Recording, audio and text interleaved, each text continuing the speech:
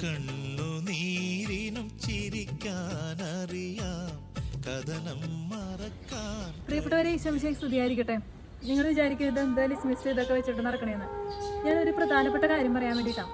കാരണം വേദനയോട് കൂടിയിട്ടാണ് നിങ്ങളോട് ഷെയർ ചെയ്യുന്നത്. നമ്മുടെ നേത്രദാനത്തെക്കുറിച്ച്. കണ്ണ് ദാനം ചെയ്യുക എന്നൊക്കെ പറഞ്ഞാൽ നമ്മളിത് എന്താണാവോ, കണ്ണ് ഇങ്ങനെ എടുത്ത് പറിച്ച് കൊടുക്കുന്നതാണോ എന്നൊക്കെ നമ്മൾ ചിന്തിക്കും. നമ്മുടെ പ്രിയപ്പെട്ടവർ മരിക്കുമ്പോൾ ഈ നേത്രദാനം ഇവർക്ക് ചെയ്യാനായിട്ടുള്ളവരോട് നമ്മൾ അറിയിച്ചു കഴിഞ്ഞാൽ അവർ വന്നിട്ട് അത് എടുത്തുകൊണ്ട് പോകും. ജസ്റ്റ് നമ്മുടെ ഒരു പടലമാണ്, നമ്മുടെ നേത്ര പടലമാണ് ശരിക്കും എടുക്കുന്നത്. കണ്ണെടുത്തു എന്ന് പോലും തോന്നില്ല.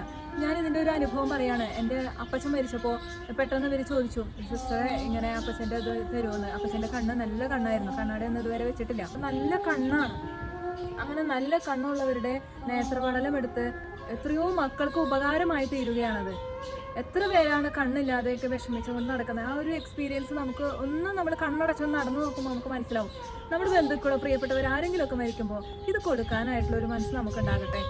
നമുക്കിപ്പോൾ തന്നെ എഴുതി വയ്ക്കാം, ഞാൻ മരിക്കുമ്പോൾ എൻ്റെ കണ്ണുകളിലൂടെ ഒരുപാട് മക്കൾ കാണട്ടെ എന്ന്. ദാനം ചെയ്യുന്നവൻ്റെ കരങ്ങൾ പ്രാർത്ഥിക്കുന്ന അതിരത്തോളം തന്നെ പാവനമാണ്.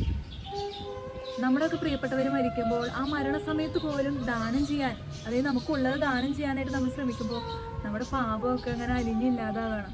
അവരുടെ സ്വർഗീയ യാത്ര വളരെ എളുപ്പമാകുമല്ലേ.